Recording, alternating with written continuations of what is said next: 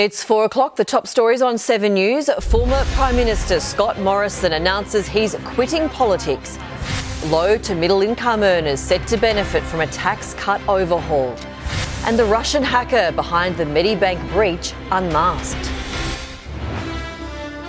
This is 7 Afternoon News with Angie Asimus. Good afternoon. Former Prime Minister Scott Morrison will retire from politics after 16 years in federal parliament, including 4 served in the top job. He's calling time on his career in Canberra. The decision paves the way for a by-election in the southern Sydney seat of Cook. Chief reporter Chris Reason has the details.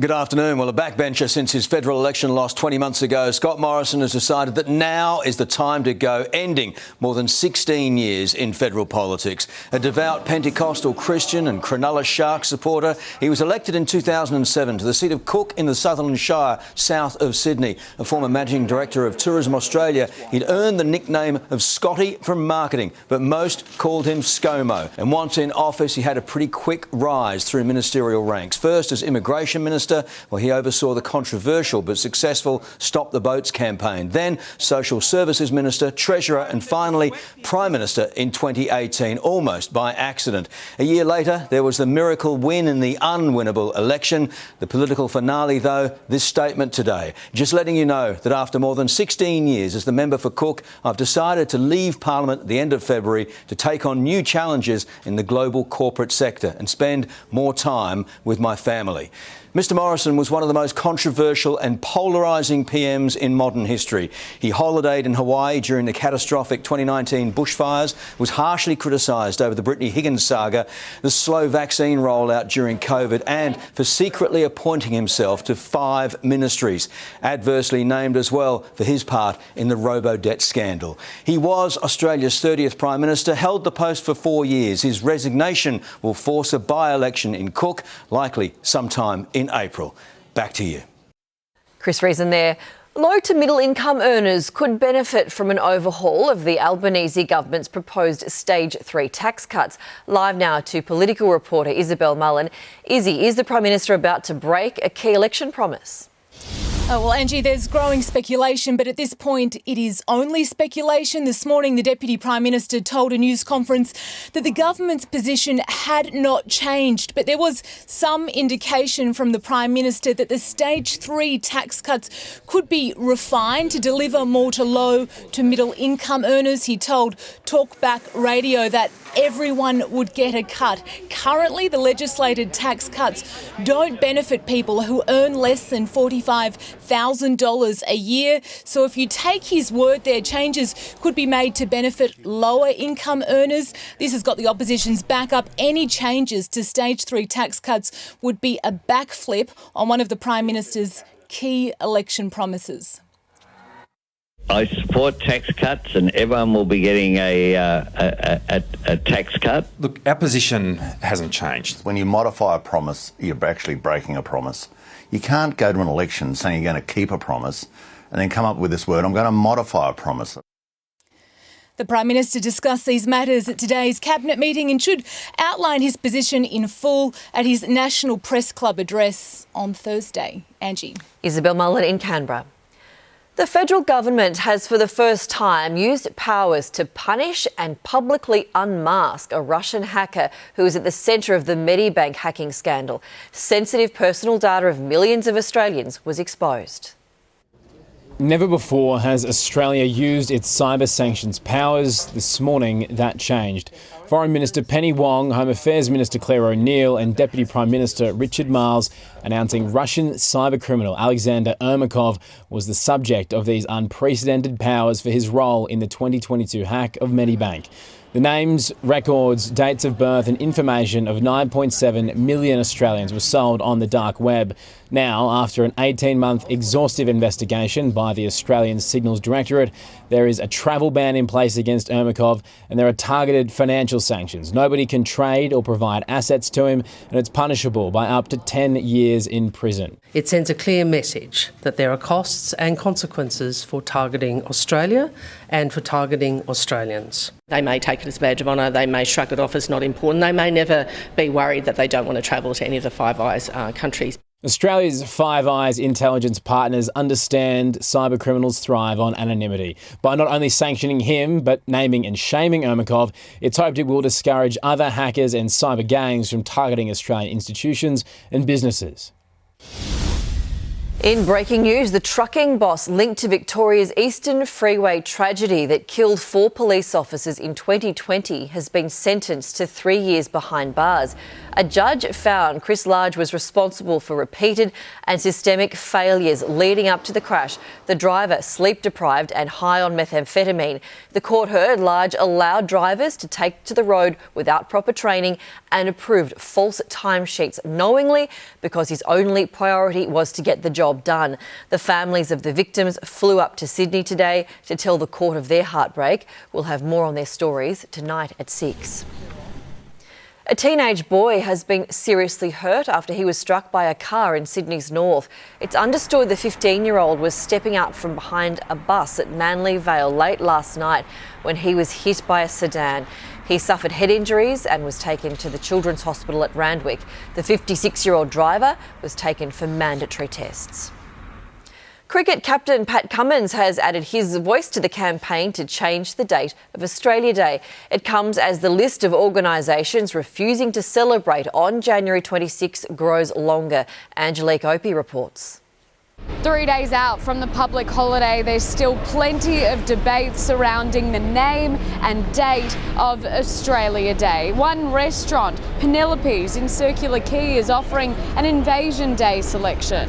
Showcases what it's like to be Australian and in Sydney. From a major childcare provider, the date is being labelled as Survival Day 2. Staff at Petstock won't be able to dress up on Australia Day or celebrate. It's starting to get very vitriolic and it's really starting to divide us. On our famous Bondi beach, a dawn service will be taking place. It is an opportunity to acknowledge the survival and resilience of our First Peoples and to also understand the connection to country and to culture. To basically attack what is a traditional Anzac Day ceremony, I think it's disrespectful to every veteran that's ever served. Meanwhile, Australian cricket captain Pat Cummins wants the date to be changed. I absolutely love Australia. I think it's the best country in the world by a mile, and I think we should have an Australia Day, but I think we can probably find a more appropriate day to celebrate it. More than half of Australians support the tradition of the public holiday. According to a recent poll,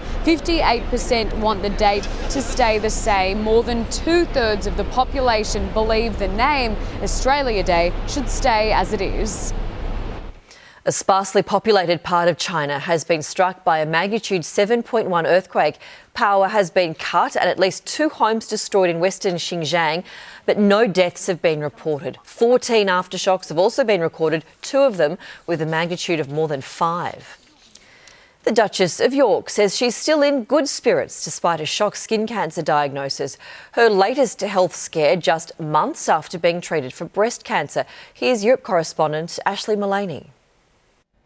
This has been understandably distressing news for Sarah Ferguson. She received this diagnosis just a couple of days after Christmas, the first time she'd celebrated the holidays at Sandringham with the family in over 30 years. That's when doctors told her that a mole that was removed during her breast cancer treatment last year has turned out to be a malignant melanoma. She has been so brave, so courageous during her breast cancer treatment, encouraging women to get checked. Now she's using this as an opportunity to raise awareness about skin cancer too.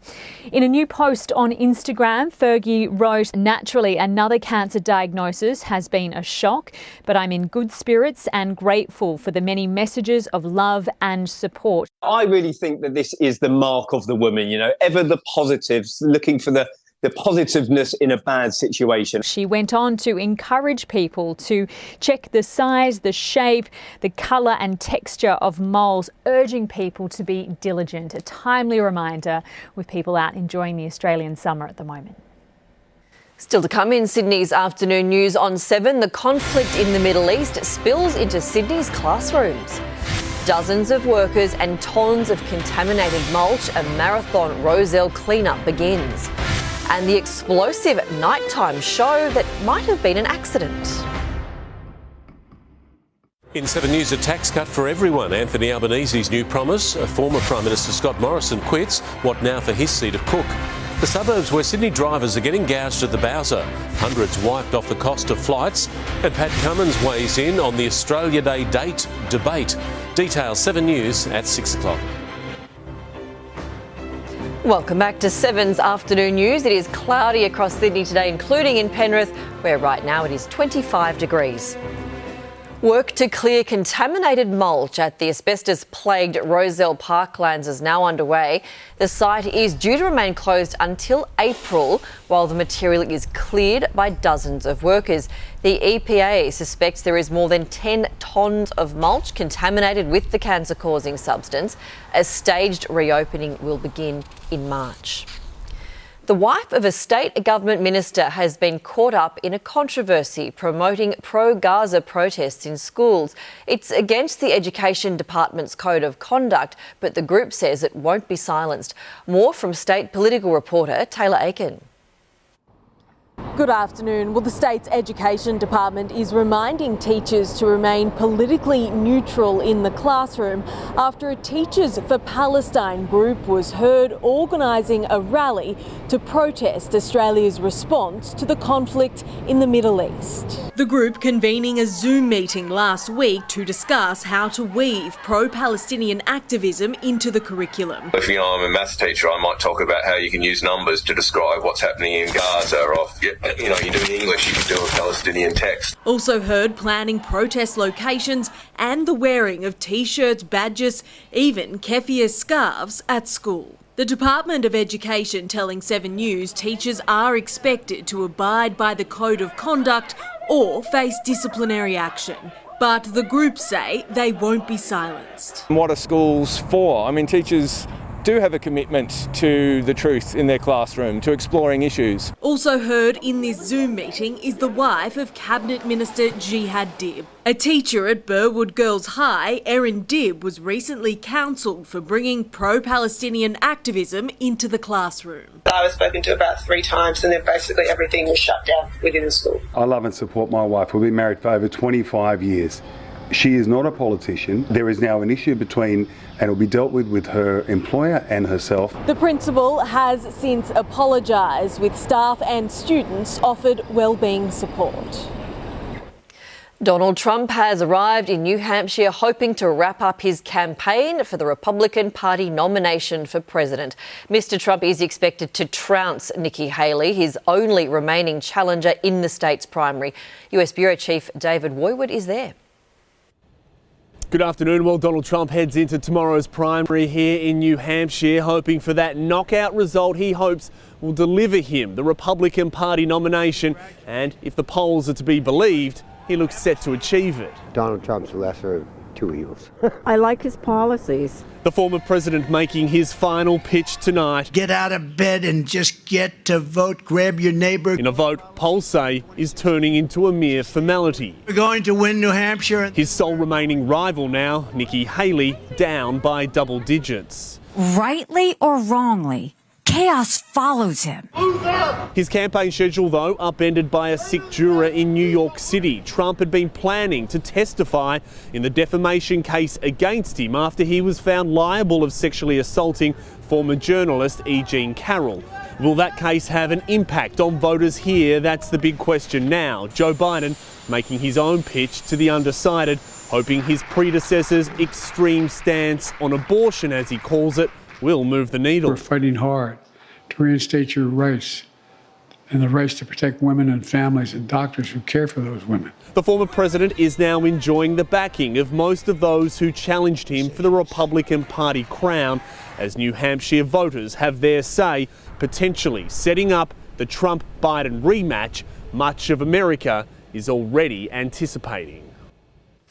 Fireworks have erupted in the night sky above downtown Los Angeles, but it was no celebration. Police were notified just before 11 p.m. of the pyrotechnics exploding near City Hall. Residents say they thought it might have been a car crash.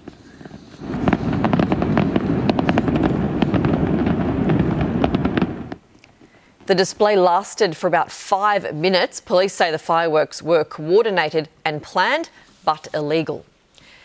Next in 7's afternoon news, sport with Matt Carmichael, including the Australian Open, plus Pat Cummins standing firm on climate, Australia Day, and Glenn Maxwell's antics. Also drama at West Tigers as a star player quits on the eve of the NRL season. And later, how much drivers on the wrong side of Sydney's petrol divide are being slugged.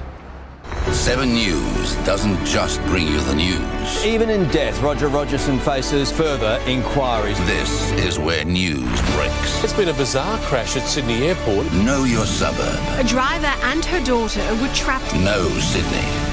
Know the news first on 7 News. For 40 years, Mark Ferguson has been part of our lives. So many people have to start all over again. For most of our lives, he's been reporting to you. They are hopeful that there are still people alive. Through the big moments. Tonight, Israel is at war. Through the tough moments. It really does bring home what you went through. And the ones when we all come together. History making for the Matildas. He's dedicated 40 years to serving Sydney. Bringing the news home every night is a privilege. And every night, Mark Ferguson brings that lifetime of experience to 7 News. It is time for sport with Matt Carmichael. Now, Pat Cummins was his cool, calm self today. Very measured and quite pointed too, wasn't he, Angie? Good afternoon. Travis Head is expected to play Thursday's Gabba Test despite picking up COVID after his player of the match performance in Adelaide. He'll join training tonight. That was one of many issues covered by Pat Cummins today, including climate action, changing the Australia Day date and treating his players as adults. We're all adults, and part of being an adult is you make your own decisions. The team's shown incredible discipline, and I think they've made a lot of people proud with the way we've gone about it over the last couple of years. Cummins was at Friday's Six and Out concert in Adelaide, but didn't see Glenn Maxwell before he was taken for hospital treatment by ambulance. The Sydney Sixers have to figure out how to stop Josh Brown in tomorrow night's Big Bash final, and they think they already have. There he goes! Brown with a beast of an innings! Dr. Chris Brown sent me a message last night saying congrats. We've got a very different bowling attack to the strikers, and I'm hoping our experience and our nous can... Brown smashed 140 off 57 balls with 12 sixes as the Heat eliminated the Adelaide Strikers by 54 runs last night. The Sixers host the final at the SCG after upsetting Brisbane in the first game of the playoff series. Carlos Alcaraz is a serious threat to Novak Djokovic's reign over the Australian Open. The 20-year-old world number 2 advanced to the quarterfinals with a straight sets thrashing of Serbian Miomir Kekmanovic 6-love in the third. I'm feeling better. I'm better every day. I'm feeling better. I'm better every match that I'm playing. Coming into the quarterfinal with a lot of confidence. Alcaraz will take on Germany's Alexander Zverev, who defeated Cameron Norrie in 5 sets, 10-3 in a deciding tiebreak. An epic encounter comes to an end, and Zverev is through to the quarterfinals. 21-year-old Chinese rising star Qinwen Zheng was seriously impressive in her 6-love, 6-3 win over Oceane Dodin. West Tigers all-time leading try scorer David Norfoluma has quit the club. He was due to face the board tomorrow night, served with a termination letter for breaches, including refusing to train in the off-season. Norfoluma scored 100 tries in 192 games for Tigers, but was totally at odds with the new Benji Marshall regime. At the Dolphins, young gun Jack Bostock's delighted with his move there from the Dragons. My whole 15 years of playing footy, I probably learnt the most in this 1 year that I've been here than I have all the other years. So yeah, it's been too much to explain. The 20-year-old's targeting a permanent role in Wayne Bennett's backline. Ahead of their Asian Cup match against Uzbekistan tonight, the Socceroos require a win or a draw to top their group, and despite only scoring 3 goals in the tournament so far, coach Graham Arnold is not fazed. I don't know where you get from that we're a defensive team. And if you look at the stats probably from our first 2 games, you'll see we've had more touches in the penalty box than any other team at this Asian Cup. Striker Mitch Duke has been ruled out with a hamstring injury. Surfing a 6-foot wave is tough enough, but imagine surfing waves that are 35 feet, about 10 metres. That's exactly what they do in Portugal's iconic Nazaré Big Wave Challenge. The world's best chargers come from everywhere in a hurry to catch the ride of their lives. Tightens up that snap high in the pocket and looks at a section here and count those spins. The Brazilians dominated the event, taking out the best performance in the men's and women's division. How about Josh Brown living the dream in the big brass, just smashing sixes, centuries and getting texts from Dr Chris Brown? It's all happening. Good to have friends in high places. Thank you, Matt. This afternoon's top stories are next, including a tale of two Sydneys when it comes to paying for petrol. Kirrily Beale side to the story as the former Wallaby fights sexual assault allegations. And a Bondi lifesaver makes an unusual find bobbing in the water. This is 7 Afternoon News with Angie Asimus. Welcome back. These are our top stories on 7. Former Prime Minister Scott Morrison has announced he'll retire from politics. Anthony Albanese has hinted low and middle income earners could benefit from an overhaul of Stage 3 tax cuts. A Russian man has been hit with sanctions over the 2022 Medibank cyber attack. And Donald Trump is likely to beat Nikki Haley in the New Hampshire Republican primary by a comfortable margin. Scott Morrison is about to farewell Canberra after 16 years as member for Cook. The former Prime Minister is calling time on his political career. Mr Morrison made the announcement on social media, revealing he'd be leaving at the end of next month and will take on challenges in the global corporate sector. Opposition leader Peter Dutton has noted that Mr Morrison presided over some of the most difficult challenges an Australian PM has known since the Second World War, most notably COVID-19. Speculation has already begun on who might succeed Mr Morrison when a by-election for Cook is called. A survey of Sydney petrol prices has revealed an alarming gap between the city's east and western suburbs. People living east of Oxford Street are paying a whopping 60 cents a litre more for no good reason. Serena Andaloro has been investigating this great divide. Well, petrol prices are painful right now, and we're being warned they're about to get a whole lot worse ahead of the Australia Day long weekend. The NRMA recommending drivers fill up. Particularly if you're going away on the long weekend, because Sydney prices have already started to spike. They will go up. They will go up considerably. We can reveal there's a great divide when it comes to prices. To the east, unleaded today was selling for an eye-watering $2.20 a litre. To the west, as little as $1.54, a 66-cent difference, or over $30 a tank. There's also a more than 40-cent difference between petrol stations in Paddington and Redfern. They're just 2 kilometres from each other. This petrol station in Greenacre had the cheapest fuel in Sydney this morning at $1.54, but in a matter of hours it had jacked up the price by 10 cents. It's good. It depends. It varies from petrol station to other, but right now it's good. Normally I come here all the time for petrol. The NRMA is concerned petrol prices usually rise and fall in cycles, and we're supposed to be at the bottom. The Sydney price cycle, which began falling just before Christmas, fell to only 176 cents per litre, hardly bottoming out. A fall in global oil prices is raising hopes that petrol will be far cheaper soon. The federal government has unmasked a Russian man claimed to be behind the Medibank cyber attack. In response, Alexander Ermakov has been hit with a travel ban and a range of sanctions restricting his assets and finances in Australia. Joining me now is Catherine Manstead from the ANU National Security College and CyberCX. Catherine, thanks for your time. Are these sanctions likely to be effective in preventing similar attacks? Well, these sanctions certainly are a first. They're a first time Australia has autonomously sanctioned an individual, and it's the first time in the world that this particular criminal has been unmasked. What it will do is it locks up the ability for this criminal to ply his trade in Australia and continue to extract ransom payments from Australian organisations. It also is incredibly embarrassing for this individual. It will not do any well for his street cred as a criminal in his home country of Russia to show that he cannot maintain his anonymity. So he probably will be much less inclined to be engaged in criminal enterprises in the future.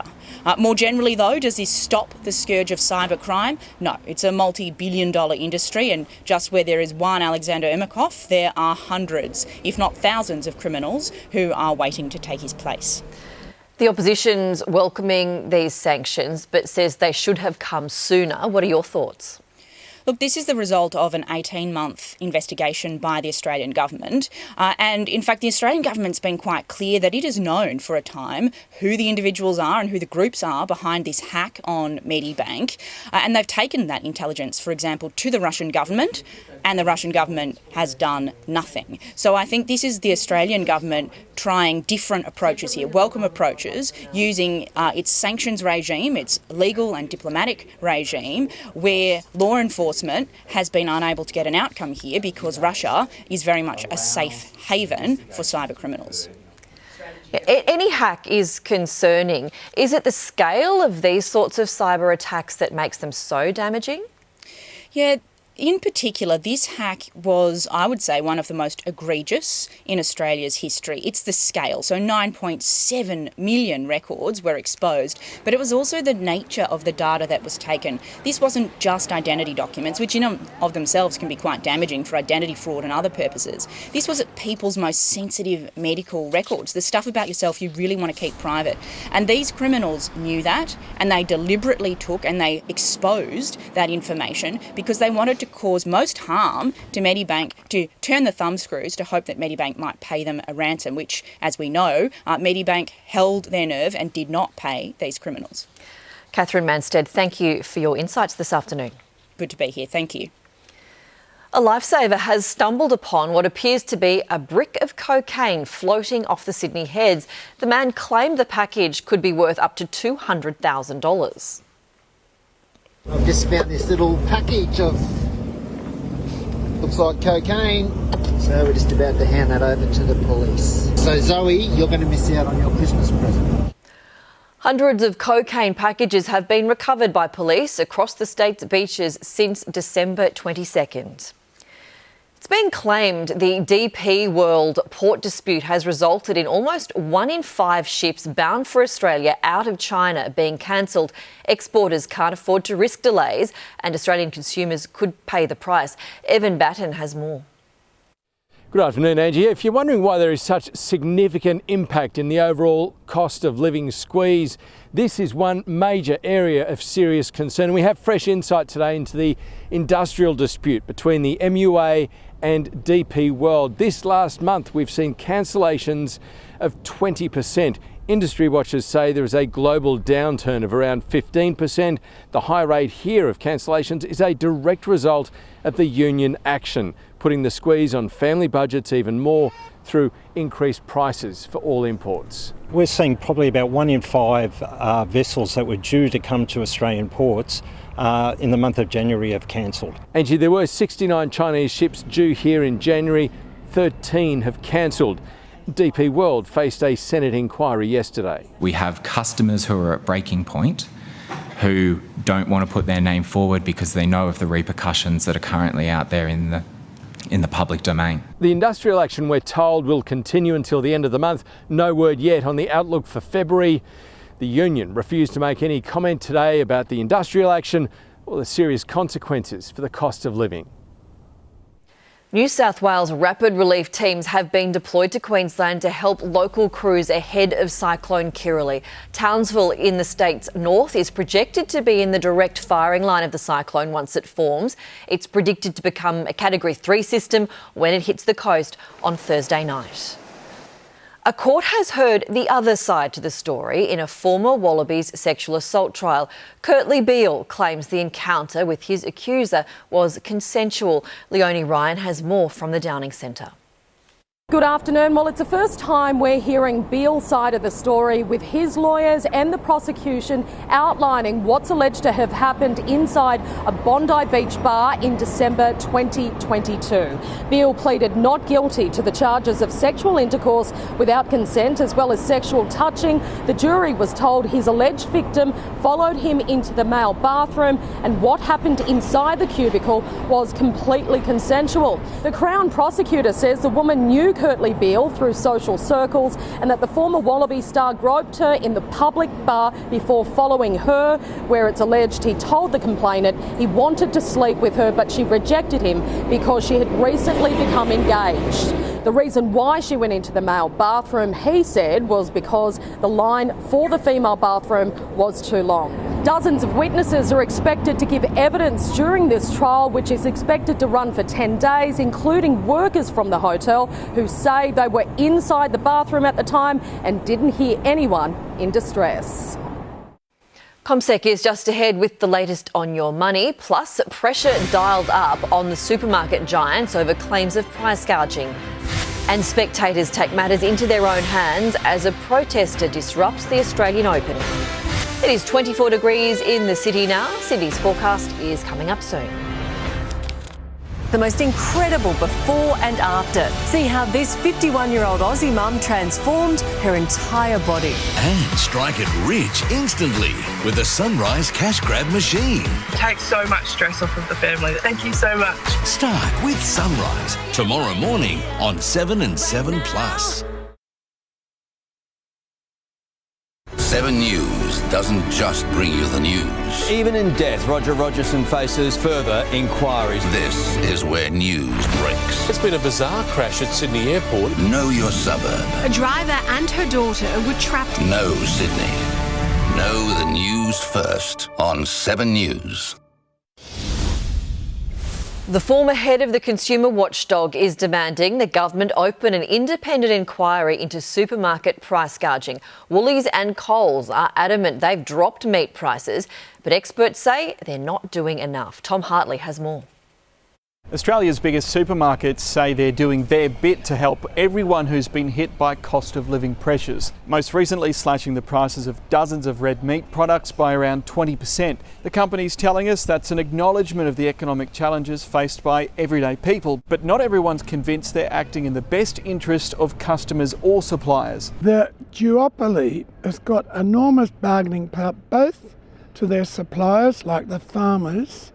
They can hold down their prices, and to we consumers, because we've got very little choice. That's Alan Fells, an ex-ACCC boss who's been leading a union-commissioned inquiry into claims of supermarket price gouging. And what he has in his hands is a letter he wrote to the Treasurer this week.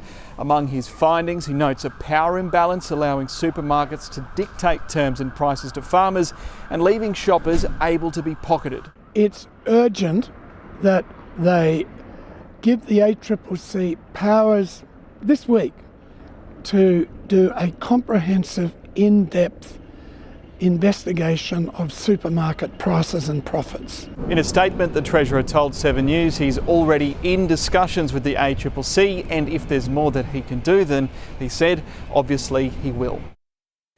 Let's get a check of your finance now, and there was another improvement for the Australian share market. Here's Laura Bezarati from CommSec. Good afternoon. That's certainly right. The Aussie market has extended its winning streak to a third straight session, lifting by roughly 0.5% today and closing in on a record high, now just 1.5% away. And of course, this does all come after the US share market hit another fresh record high in last night's session. Today, 8 of the 11 sectors improved. Our major banks did most of the heavy lifting for a second day, and notably, CBA's share price hit an all-time high today of just a touch below $116 during today's session. Miners also helped to boost our market, while healthcare stocks pushed higher, led by gains in CSL. But it was medical device company PolyNovo that ended as today's best performer for the second day in a row, after telling investors on Monday that its profits jumped by 66% over the past 6 months. PolyNovo is now trading at its highest level in around 10 months. There were some losers today though. Karoon Energy fell after cutting its production guidance for the year, and IDP Education ended up as today's worst performer, and that was on the back of plans to limit student visas, which could impact the number of students seeking its services. Finally, the Aussie dollar currently buys 66 US cents. Have a lovely night. Sydney's 6 p.m. news is coming up with Mark Ferguson. Mark, what's on the program? Yeah, good afternoon, Angie. Plenty going on this afternoon, including more on Scott Morrison's decision to quit politics, confirming today he'll step down from his Sydney seat next month, what next for the former PM and what it means for the people of Cook. Also tonight, the real story behind Anthony Albanese's changes to stage 3 tax cuts and why he insists everyone will get more money in their pockets. A Russian hacker has been identified as the man behind the Medibank private data breach, stealing the personal details of 4 million Australians. What punishment he's facing. The Great Sydney Petrol divide, why locals in some suburbs are paying much more at the pump. Test captain Pat Cummins weighs in to the Australia Day debate. Is the time right to change the date? And we'll be live on the red carpet as the stars arrive for the premiere of Dry 2. Angie, all that and plenty more. Sydney 7 News tonight at 6 o'clock. See you soon. Thank you, Mark. Survivors of sexual violence are set to be offered better protections in the justice system. The federal government has asked the Law Reform Commission to begin a year-long inquiry. It's set to look into how the current system deals with sexual violence offences. It's estimated 1 in 5 women and girls over 15 will experience sexual violence, but only a small proportion report it to police. Pro-Palestinian activists have targeted the Australian Open, throwing leaflets onto Margaret Court Arena during a key moment in play. Fellow spectators were forced to intervene, dragging one woman away before security reacted. Emma O'Sullivan reports. One woman's actions briefly interrupted play on Margaret Court Arena. It was around 6:30 last night. It was during the third set of the match between Alexander Zverev and Cameron Norrie. The leaflets read "Free Palestine" and "While you're watching the tennis, bombs are dropping on Gaza." It was 2 spectators who jumped to action, grabbing the protester, dragging her away. When something like this happens, it shouldn't be another fan dragging the other person out, it should be the security guys. Victoria Police say a small group of people spread leaflets at 2 courts and another location inside the grounds. They directed those protesters to leave, but say they won't face charges. The protest at the Port of Melbourne outside the Victoria International Container Terminal was brought to an end by police last night. More than 200 officers were in attendance at one stage, including the mounted branch. Legal observers say they have grave concerns about how capsicum spray was repeatedly deployed on those seeking medical attention. Police made 10 arrests, 9 for trespass, and 1 person was arrested accused of criminal damage. Police were back at Webb Dock this morning in large numbers to ensure the smooth passage of trucks in and out of the terminal. Next in 7's afternoon news, I'll have your very latest weather forecast. Good afternoon, I'm Georgia Elsley in the Freedom Traffic Chopper. Well, if you're travelling through Homebush, expect delays southbound with congestion along Centenary Drive past the Flemington Markets, leading all the way through to Arthur Street. We also have a build-up back onto Homebush Bay Drive as a result. Absolutely everything is on sale at Freedom. Huge savings on rugs, sofas, furniture, mattresses and homewares. Hurry, up to 60% off plus free delivery, ends Monday only at Freedom. In 7 News, a tax cut for everyone. Anthony Albanese's new promise. Former Prime Minister Scott Morrison quits. What now for his seat of Cook? The suburbs where Sydney drivers are getting gouged at the Bowser. Hundreds wiped off the cost of flights. And Pat Cummins weighs in on the Australia Day date debate. Details 7 News at 6 o'clock. An unlikely friendship has formed at the Australian Reptile Park. Albert the koala and Wilbur the wombat have become inseparable BFFs. Under the careful watch of their keepers, the Joey duo do everything together. They eat, sleep and even cuddle. But the pair won't be together for long. Wilbur will eventually be released back into the wild and Albert will soon join the park's koala preschool. To the weather now, it has been grey across the metro region with a few light showers. Under those clouds, we reached a top of 26 degrees in the CBD. Again, cooler easterly winds pushed onto the coast. Mid-20s was the trend for most suburbs. Penrith the warmest at 28 degrees, Katoomba the coolest with 22. Taking a look at the satellite, a high-pressure system south of Tasmania extends a ridge along the coast. That ridge, combined with a slow-moving trough over South Australia, will cause northerly winds and heat to build once again this week. Meanwhile, the tropical low sitting off Townsville is expected to develop into a cyclone later tonight. Around the capitals tomorrow, warm and fine for Brisbane, 30 degrees. Heating up in Canberra too, 32 expected. Melbourne aiming for a settled 29. Adelaide, 31. Hot for Hobart standards too, with 25 and showers forecast. Perth, blue skies, 29. Unsettled and 31 degrees for Darwin. Sydney tomorrow, temperatures start to climb again. A top of 31 degrees expected. Lots of sunshine, so those clouds clear with light northerly winds. And that is just the warm-up for the rest of the week. Thursday is a hot one, 35 degrees in the CBD, 37 in our west. Similar conditions for the public holiday on Friday, 35 in the CBD, 39 in our west. A grey change follows and continues into that afternoon, but the weekend is looking much calmer. And that's Sydney's 4 p.m. news for this Tuesday. Mark Ferguson will bring you 7 News at 6. I'm Angie. Asimus. Stay with 7 Now for the Chase Australia, and I'll see you tomorrow. Thanks for your company.